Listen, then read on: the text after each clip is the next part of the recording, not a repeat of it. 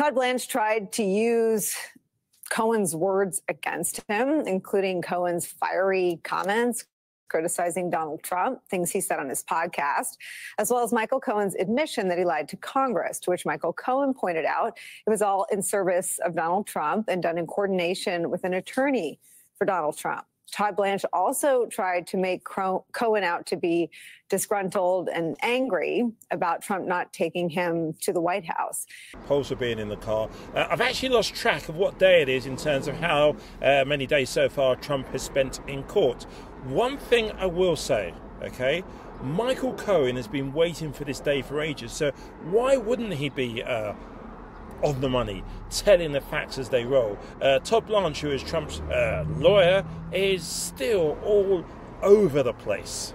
Today, a whole new group of Trump sycophants appeared in court, including several of his fellow coup plotters. Jeffrey Clark was free, so was Matt Gaetz. There's currently, with the jury having already been dismissed, Nicole, there is now a conversation like one this morning that started for 20 minutes in private, where there was discussions over the extent to which previous trials, which previous information about Michael Cohen could be brought before the jury here. The cross-examination is not over. It picks up again on Monday, and then there would be a redirect. So the prosecutors are taking notes of any, I think we should say we're all grown-ups. We're not going to grade on a curve. Todd Blanche seemed to have made one good point about Michael Cohen's direct testimony about this phone call from October 24th. But the prosecution obviously preparing and taking notes on anything. What is your sense of how long that will be, the redirect, the chance for prosecutors to go back and talk to Michael Cohen after he's been cross-examined for 3 days by Todd Blanche? Right. I think it'll really depend after this cross-examination completes, the extent to which they feel like Michael Cohen was able to share a story here with this jury that was compelling, believable, and do they need to go and try to fix some of the stories, particularly that October 24th phone call between Keith Schiller and what Michael says included Donald Trump. But let's also be very clear here. Going into that lunch break, that is where the October 24th phone call was called into question by Todd Blanche, in whether those text messages would suggest that the conversation between Michael Cohen and Keith Schiller were something different than what Michael Cohen testified on Monday to that conversation being. But the one part about this is that we were looking this afternoon, what other parts of Michael Cohen's story would be called into question. There were at least 6 other phone calls in October of 2016 that Michael Cohen testified to this jury about, in which he says that Donald Trump was giving directives to him to complete that $130,000 payment to Stormy Daniels.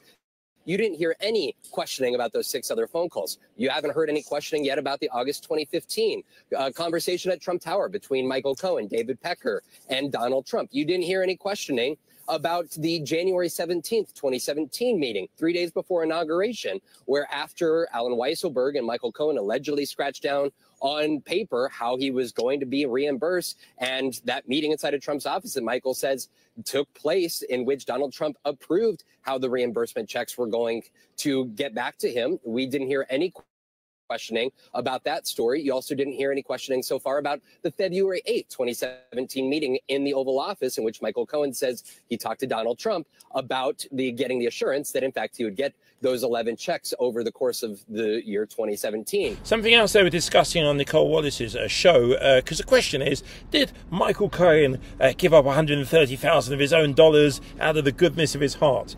Seems highly unlikely. Seems Michael Cohen wasn't the sort of person to even, give her $1 towards somebody's Starbucks, if you get my drift. He could recollect these specific phone calls when he had 1,400 calls a month at that period of time. He said these were really important phone calls, and I've been telling this story for 6 years, and for 6 years my story has not changed, and it's not changing today.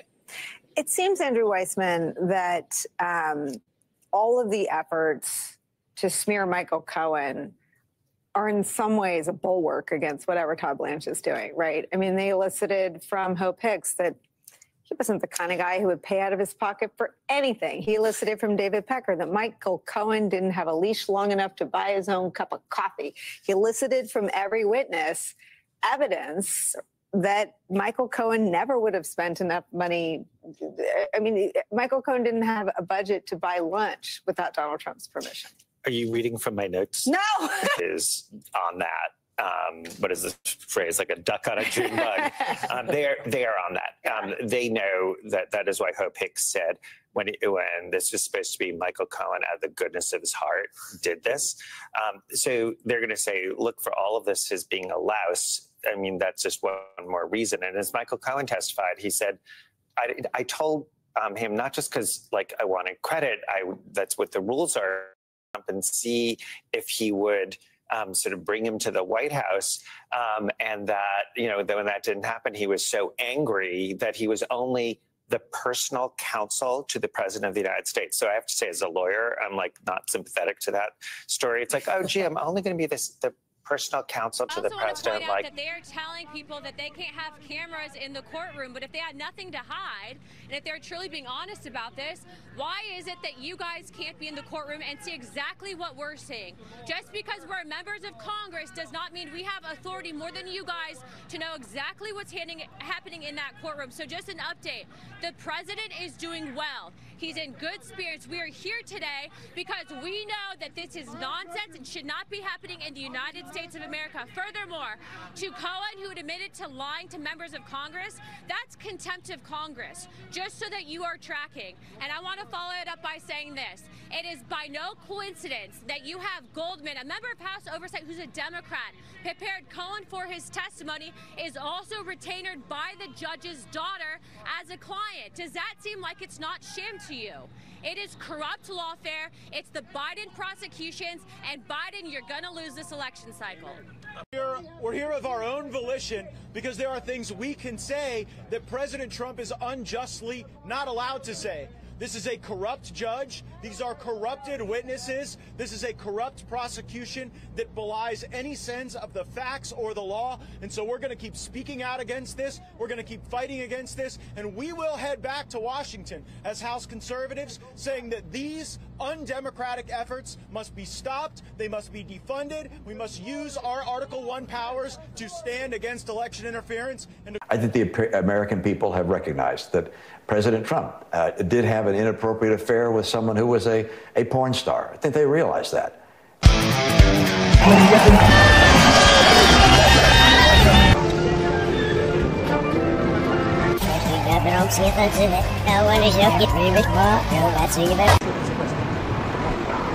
Hey. Hey, machine. He's sending one back in time. Billionaires, not working families. Now he's trapped in the past. 300,000 jobs in and only Dr. Brown can help him get back to the future. Let's remember who we are. We're the United States of America.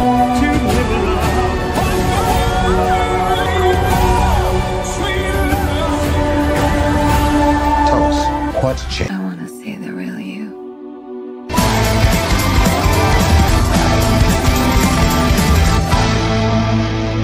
Try not to speak with my mouth full. I'm being very, very serious. Can somebody do me a favor? How do I get in touch with a clown? This specific clown. I will say what I found most deeply disheartening from my commander-in-chief as he exploits the fact that a former president is in a criminal trial, the free on Wednesdays. It is all so sad to me because this is a president who promised us unity. He promised us he would be the adult in the room. He promised us he would behave commensurate with the office and, in his words, unlike his predecessor. And now we are getting someone that is taking glee over another human, a former president who is subjected to criminal charges. That's unacceptable to me. The plain comment, that's a funny quip. Go ahead. That's sort of campaign-like. Otherwise, no thank you. Because I'd love to debate one of these clowns. I really would. They go on Fox News all the time. They can put it out, but I don't think they can take it.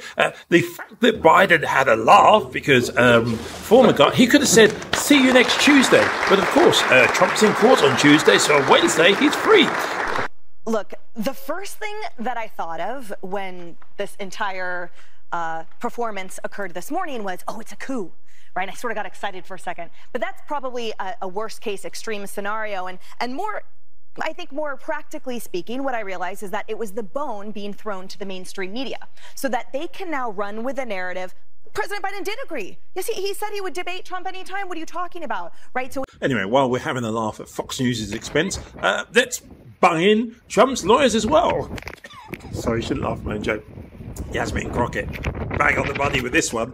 Have you heard of any of these lawyers? I've got Robert Cheeley, Kenneth Chesborough, Jeffrey Clark, Matthew DePerno, John Eastman, Jenna Ellis, Michael Farino, Rudy Giuliani, Julia Halia. I got a long list. Have you heard of any of these people? I have. Are you aware as to whether or not any of them have faced criminal penalties? Yes, and also been disbarred or suspended. Oh, yeah. Okay. So they've had some issues, but these are the hand-picked lawyers for Trump. I'm assuming that y'all have never been Trump lawyers, Mr. Trusty or Mr. Costello. No, I was for a year. Oh, you were? And you still have your bar card? I'm sorry? You still have your bar card? Yeah, well, unless I get targeted for daring to represent a former president. You have absolutely done a lot better than most that deal with him. So good for you. No, as you know, no Trump court on Wednesday, so we'll just have to do with a review of his appearance on Tuesday. The old man sitting there in the defendant's chair, head tilted back to the right, eyes closed, made it look like a trial at a nursing home. If he were found like that in his chair at a table in the nursing home during lunch, he would be immediately checked for signs of life. This next clip for me just illustrates how borderline xenophobic Fox are, because we really do all know what he's actually saying. I guess that works. I guess it was Maddow that was mocking them for wearing the same thing. Yeah. The Democrats all wore African tribal gear and kneeled for George Floyd. I mean, not really what you'd call an American hero. The Democrats all wear white during the State of the Union to honor suffragettes. They're still wearing Ukraine pins. People wear things to show solidarity. At the RNC, you're going to see red, DNC blue. At the Eagles game, you're going to see green. I spent a few years working behind the bar in a pub. I actually confess something. I never saw anybody when they were paralytic, drunk, couldn't even count up to 10, as dumb as Judge Jeanine Pirro, who is now claiming, by the way, that January the 6th, just it was like a movie. Maybe a Mel Gibson movie or something. They weren't real people. January the 6th never happened. Amazing part of it is that they keep saying these things, and I say, am I living in a different world? Donald Trump was the president for 4 years. He didn't do any of the things that they're claiming. He left office, and the over at Fox it is Operation All Systems Go for the debate. They're boo. Say that how I can't give you a straight face.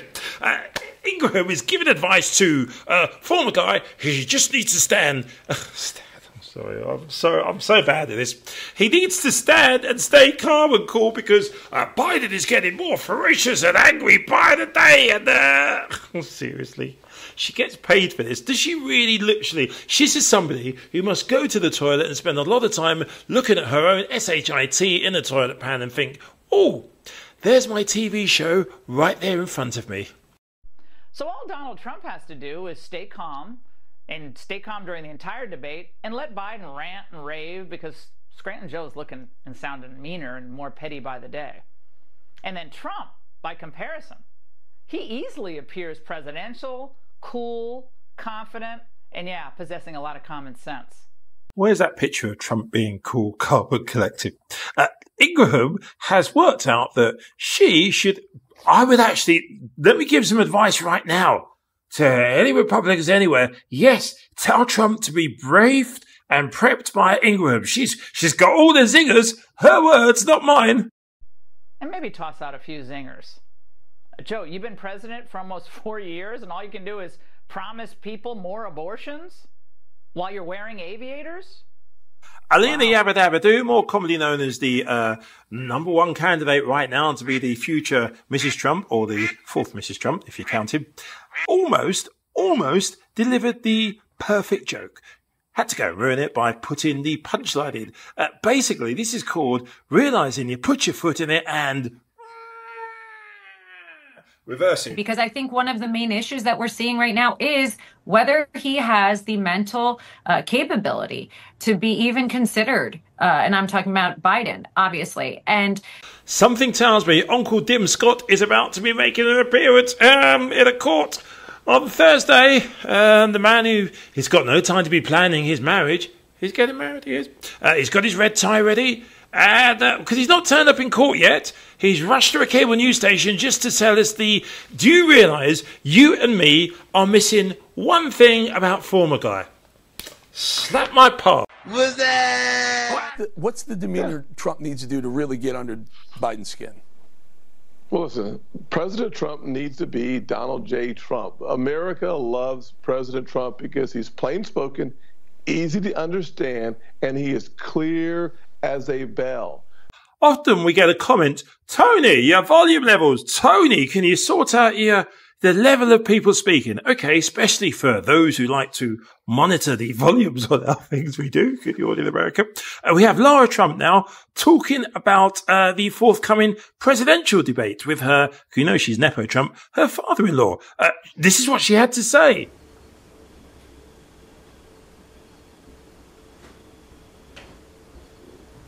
Never too sure quite what's going on at CNN these days. We'll give them the benefit of the doubt when it comes to them moderating the forthcoming debate. Trump versus President Biden, Dana Bash and Jake Tapper. The reason I mention it is because anybody remember Chris Wallace, who had, let's be totally honest with you, a disaster last time Fox News were allowed anywhere near a presidential debate. However, the review from Wolf Blitzer several years later is in. A terrible fault for our country to see people attacking our legal system. That's an enormous mistake. I think it's also demeaning for people to quite apparently try and run for vice president by donning the red tie and standing outside the courthouse. It's just, I'd have felt awkward were I one of those individuals. But I can also say, I think President Biden made an enormous error. He should have fought like crazy to keep this prosecution from going forward. It was a win-win for Donald Trump. If Donald Trump is exonerated... Is that Joe Biden's job, or is that shouldn't there be a separation? I've been around for a while. If LBJ had been president and he didn't want something like this to happen, he'd have been all over that prosecutor saying, you better not bring that forward or I'm going to drive you out of office. But I'm pretty sure you support having separate but equal branches of government. I do, but I also, let me tell you, I mean, you may disagree with this, but had I been President Biden, when the Justice Department brought in indictments, I would have immediately pardoned him. I'd have pardoned President Trump. Why? Well, because it makes me, President Biden, the big guy, and the person I pardoned, the little guy. And number two, it's not going to get resolved before the election. It's not going to have an impact before the election. And frankly, the country doesn't want to have to go through prosecuting a former president. I think the American people have recognized that President Trump did have an inappropriate affair with someone who was a porn star. I think they realized that. Then they realize he took classified documents he shouldn't have and didn't handle them properly. I think they understand that as well. Then they realize he's been lying about the election in 2020. They know those things. So these things are not changing the public attitude. And frankly, we ought to get beyond these and focus on the big issues that really matter to the American people. Our inflation, our border, what's happening around the world, America's involvement in the world. And I think President Biden and President Trump would do best focusing on the future for this great country.